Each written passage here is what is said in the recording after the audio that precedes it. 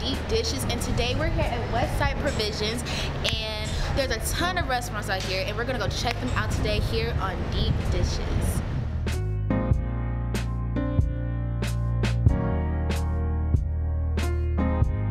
Hi Deep Dishes, I am here at Five Daughters Bakery, and I'm trying to decide what kind of donut I want. I mean, they have a ton of decisions for me.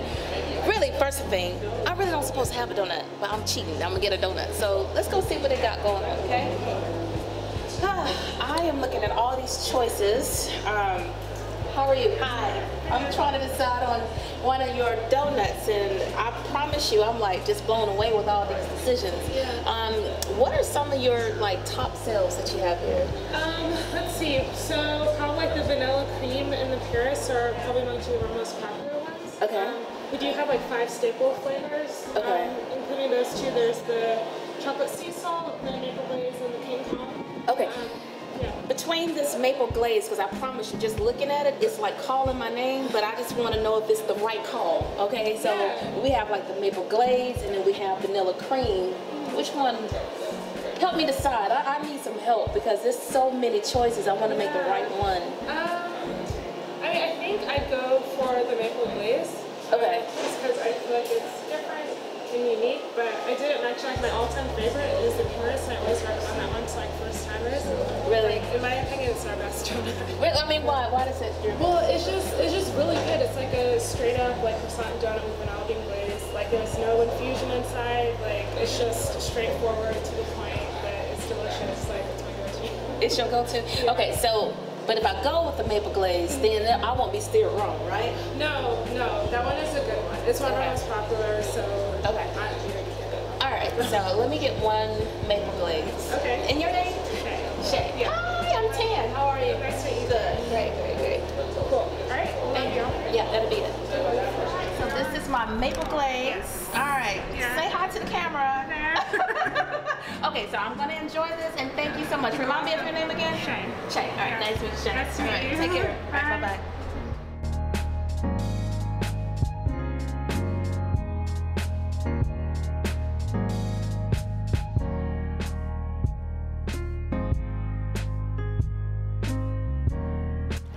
Man, that's good.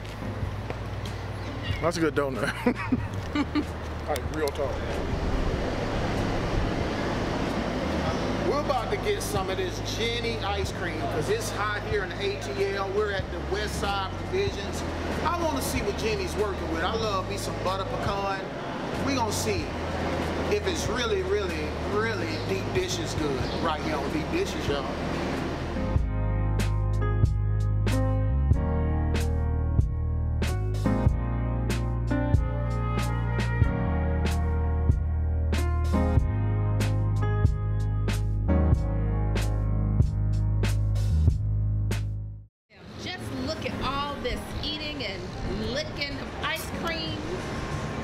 Tell us where you all went and what flavors do you have, or whatever you want to share about it. We went to Jenny's ice cream. I have something that's like a butter pecan, but it's almonds in it instead of pecans, and it's delicious. How many flavors do y'all think they had? Like, they didn't have that many. You think? Not like I think so. Like maybe 15. 15. About 15 flavors. I think 20. Probably 20. I have this cool flavor called ice cream. It's really good. It's been invented for a long time. Well, hold on one second, because we are out here. Show the train. Show the choo-choo train.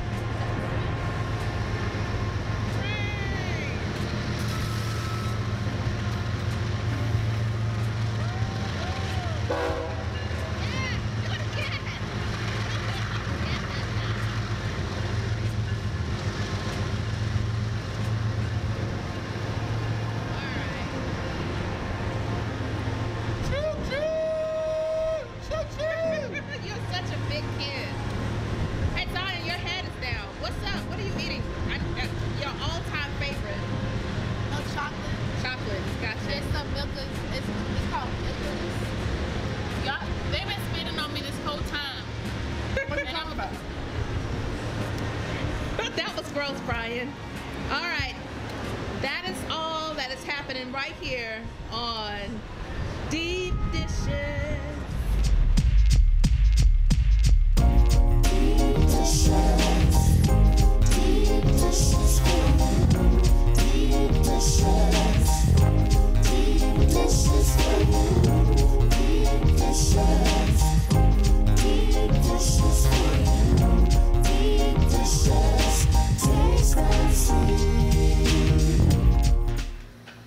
Hello ladies, how are you all doing today?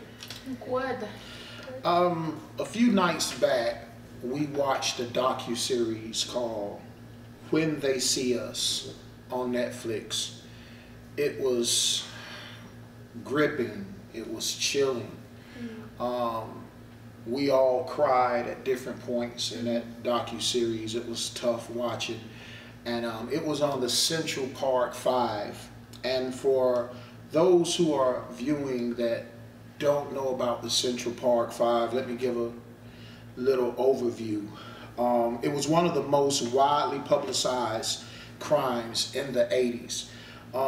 It really hit home with me because this crime took place in 1989. I was graduating high school. I was just 1 year older than Corey Wise, one of the kids that was accused as well as exonerated of this crime. So I knew the culture, I knew that time, the music, the flow, the vibe. So it just really hit home with me. So April 19th, 1989, an Anglo woman, she was a young lady, she was jogging through Central Park, and she was assaulted, she was raped, she was in a coma for about 12 days. When she came out of that coma, she didn't remember much. She was beaten. She was beaten. It was very brain trauma. It was horrible. And that same night, crimes were reported in Central Park. Attacks in Central Park was allegedly committed by 30 to 32 teenagers. That was about 9 to 10 o'clock p.m. and then they found her body. Well, she didn't die, but they found her unconscious, barely living at 1:30 a.m. So they had a lengthy interrogation through these 32 teenagers. 4 African Americans and 2 Hispanics were taken into custody for doing this crime. And this is the tough part. They admitted to doing this crime, but they were 13 to 16 years old. And the part that was so gripping is they were interrogated for hours and hours. And they were not giving them water, not giving them food. No bathroom. The part that was really disturbing, where they broke their own rules and regulations, is their parents were not, parental consent. Parents were not there doing the interrogation. No counsel. Some of the kids were beat. So it was pretty obvious that they were coerced into admitting that they had did this crime, this horrible crime. And that was the part that, they were beat by these rogue police officers. And but one thing, and those of you all that watched all the Cops, CSI, these shows, one thing about forensic science is it is an exact science. It's exact. And no DNA evidence of these boys were near her, okay?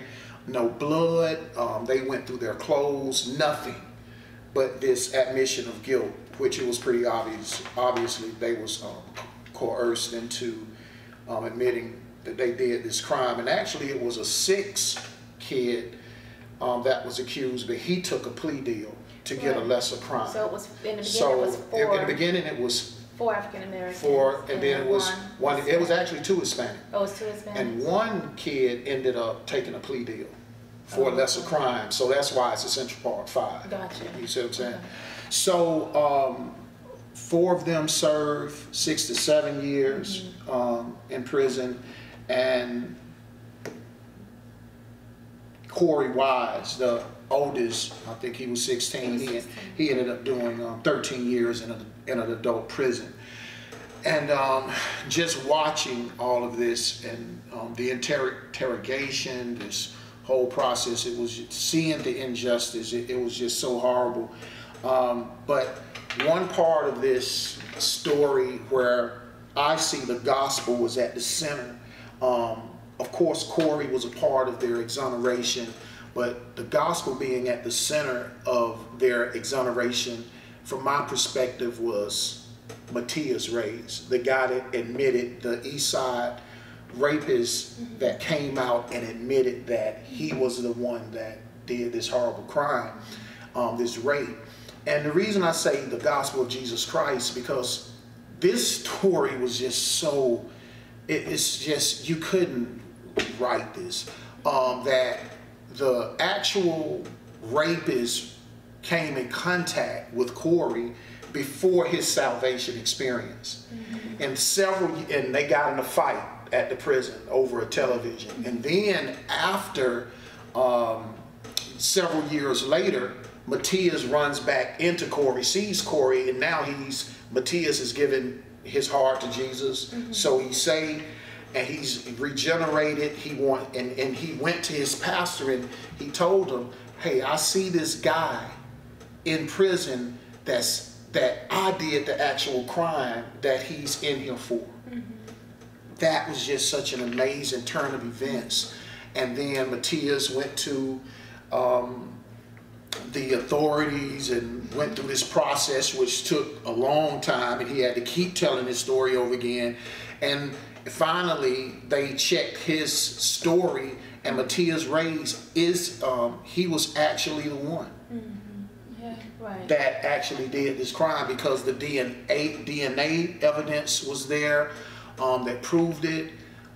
His blood, the way he positioned her body, everything. It was obvious that they found the rapist. And the Central Park 5 was, all of their charges was vacated. And they were fully exonerated. They received $41 million in their settlement. And this is a story not only African American and Spanish should watch. This is something that if you're just an American citizen, any human being with empathy in their heart, watching that series, that docu-series, it tears you apart when you see innocent children that were just snatched from their childhood. They were innocent, proven exonerated. But at the time, the entire nation, the entire world was like, they're guilty. And to have to go to prison, especially with Corey at such a young age, 16 years old, and going to prison with grown men. And the only thing worse in prison than, the only thing that Yusef was saying that him and Corey, the only thing that will trump rape in prison is child molestation. Yeah, right. So we could go on and on about the story, and again, please watch it. But I just want to ask you all individually, what brought tears? What brought your tears when you watched it? Because I saw all of us crying, but what part that moved you the most?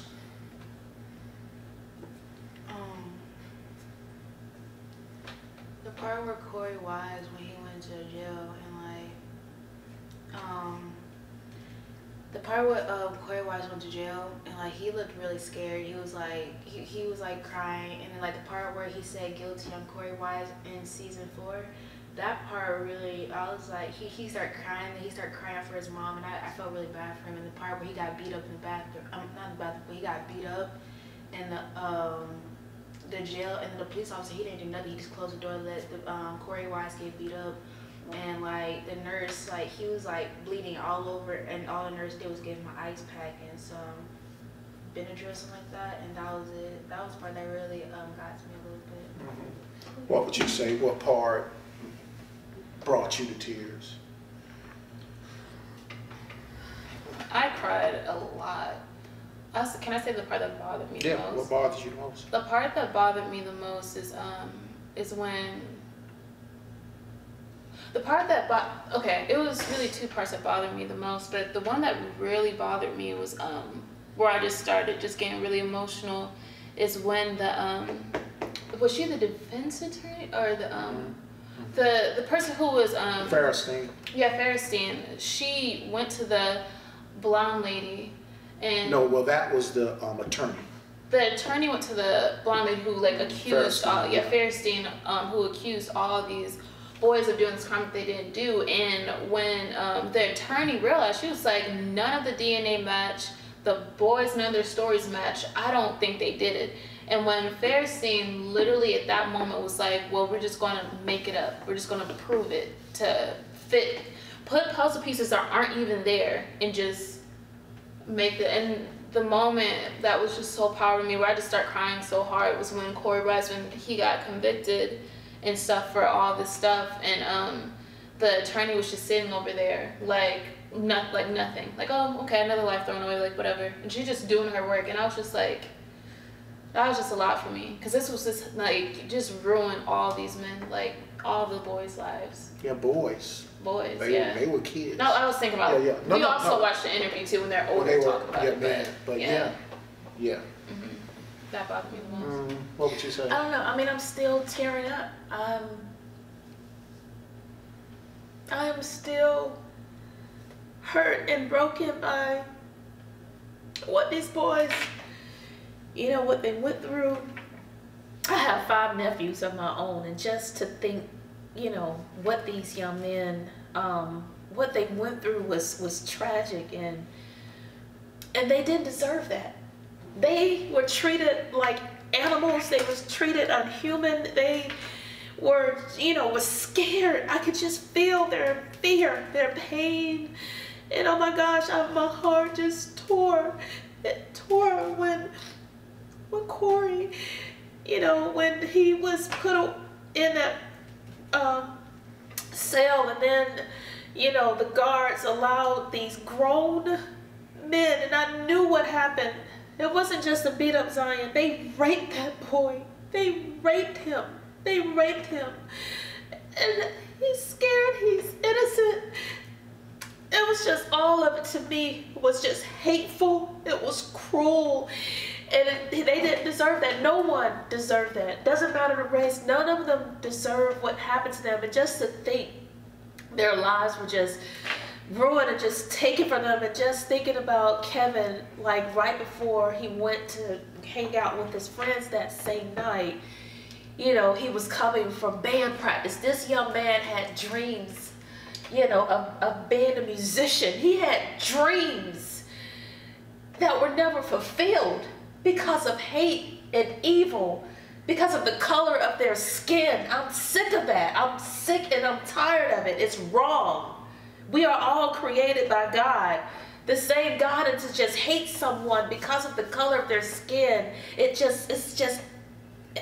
takes me to another level. So me being a mother, I mean, I know for you girls, but I am a mother, and to see these boys go through that, my heart was torn and it was broken. And I don't know, I mean, I have nightmares. I still have dreams. I tell you about it. I'm still dreaming about it because I had never heard of it before we sat down and watched it that night. And it's like I can't get it out of my mind. And I sit and I think about even when Oprah interviewed them as adults, they are still torn men. Yeah. You know. Yeah. What I cried through so much of it. But I think the part that hit me the most, I think, was when Oprah, when she interviewed them, and hearing Antron McCray, when he just began to speak, and his anger for his father, the unforgiveness is still there. Because when you watch the doc series, you'll see where his father really forced him to admit. Out of fear. Out of fear. His father was fearful. And it was just something about when he began to speak, you could feel the pain and the hurt. And his life was ruined. Yeah, and I just want to say their names too. It was Raymond Santana, Kevin Richardson, Antron McCray, Yusef Salaam, and Corey Wise. And what moved me the most, and you all know I'm all about justice, and it's just the injustice that bothered me. And this injustice, if they would have just did their job, this guy went on to rape other people. If they would have just followed the trail and not get hung up on bigotry and racism, if they wouldn't have got hung up right there, they would have stopped those other victims. Oh yeah, because I mean, they would have stopped him from killing the other people that happened after this actual event. And something else too, just the injustice. A lot of people don't know this trial was so huge in the 80s that it moved through the nation to the point where there were states that actually passed legislation based on this particular trial, and these systems that really are just the unjust systems when it comes to the judgment of black and brown people. It's unbelievable, and the injustice just that's what brought me really to tears, was Antron and just the injustice that happened through all of this. And I must say too, being a female, my heart went out to that woman, because what happened to her, she didn't deserve that either. No one deserved to be raped. I mean, you understand what I'm saying? But her pain and her fear, even what she went through, was a traumatic situation as well. Just want to point that out. Yeah, it was all tough. And one thing that I want to talk about a little bit too is bring this to the Word of God and who God is, the attributes of God. We often, and you hear often from the pulpit and just in Christianity, and when people speak of God, they speak of His loving kindness and how God sets the standard for love and righteousness. But God is also a God of justice, okay? In Deuteronomy 32:4, it says that the rock, His work is perfect, for all His ways are justice, a God of faithfulness and without iniquity. He is just and upright is He. In Psalms 89:14, it says, righteousness and justice are the foundation of your throne. Think about that. Righteousness and justice are the foundation of your throne. Steadfast love and faithfulness go before you. God sets that standard. When you look in that's Old Testament. You look at the New Testament. You look at Jesus Christ. Jesus Christ pursued justice with the healing of the leper in Matthew 8. Jesus pursued justice when you look at in John 8 with the woman that was about to be stoned. That was justice. That was the injustice about to happen to her. Okay? And Jesus pursued justice. He said, those of you without sin cast the first stone. And He told her, He gave her truth and He gave her grace. He said, where are your accusers? They dropped the stones and walked away because they were all in sin. And then He told her, He gave her truth as well as grace. He gave her unmerited favor. Then Jesus told her, He said, go and sin no more.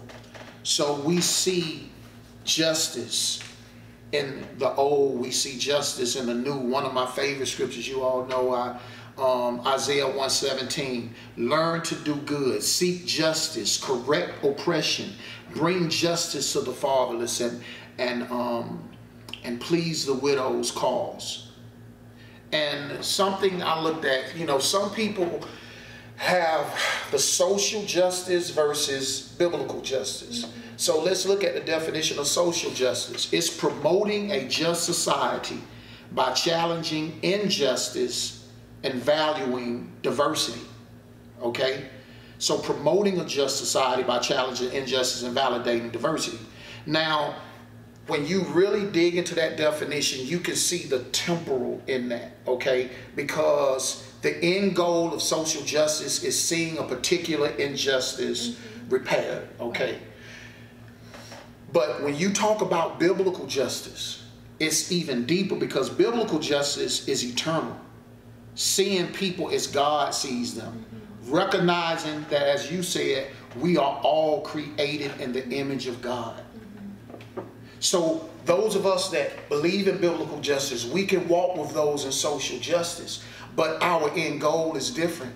Because in social justice, yes, we agree the end goal that in that particular issue need to be repaired. But the end goal of biblical justice is seeing lives reconciled to God and eternally transformed. That's the beauty of biblical justice, and we can walk together. Because some people give pushback on social justice. Some leaders, and you know, in the church have given pushback on social justice. But you know, as Christians, we are called to face evil. Right. We are called to uphold the word. And to uphold the scriptures. What is the word of God? Right. You know? And that's why one of my heroes is Dr. Martin Luther King Jr. He was a drum major for what? For justice. You know. And we have a lot of work to do. With these systems, it's not individual people, but it's systems that have been set up that, you know, impedes, you know, justice for, you know, brown and black people in this nation. We have some things we need to, you know, stand up against, and all of us. You know, this is the thing that I think that's important too, regardless of ethnicity. When you see injustice, right. No you matter. should stand. You Right. you should fight for injustice regardless I think of the one of the things that ethnicity. you had said before is a lot of people sympathize, but not. Right. But we don't have Right. empathy. We don't need sympathy. We don't need sympathy, because sympathy says, I feel sorry for you. Empathy says, I am you. Yeah. And watching this series, regardless of your ethnicity, regardless of your cultural background, if you are a human being, to watch a story such as this, I hope you walk away saying, I am you. And you will make an effort to bring about change, to be a bridge builder, to stand against evil when you see it. And we don't have all the answers, Nope. but we know the one who is the answer. Right. And we believe that the answer is Jesus Christ. And we have a lot of work here to do in America. Yes, there has been progress, but we got a long way to go when it comes to our criminal justice system and being just. We need some reform. We have a lot to work to do, and we can't, you know, do it individually. We have to do it collectively, all together. Red, yellow, brown, white, we are all precious in His sight. Amen. And we need to fight to make sure that all are precious in His sight, and that all receive that balanced justice. And not to turn your head when you see that it's not dealing with your race. That's another, like you were Right. saying. Regardless, Yeah. it does not matter. We're people. We're people, and I'm going to my bus driving, you know, as my kids on my bus. I do not care about race or I don't even like to use race. My pastor taught me that. Yeah, Race is a made-up word. Yeah. Ethnicity. It doesn't matter what we are all the human race. It doesn't matter what your ethnic group is.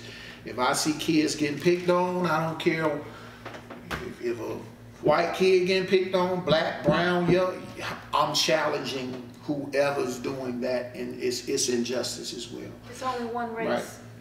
The human race. The human race. That's right. You know? That's right. So we could go on and on with this subject. It was a deep dish. It's tough. Yeah. We would love for you all to comment. Let's have dialogue, because let's talk. healing comes through dialogue, and that's what's important, is that we talk. We sit at that table with Dr. King. His desire, his hope that we can sit at that table of brotherly love, and we can have conversations, and these conversations will lead to healing in homes, in the community, in the county, in the state, in this nation. We got a lot of work to do. Thank y'all for hanging out with us here today on Deep Dishes.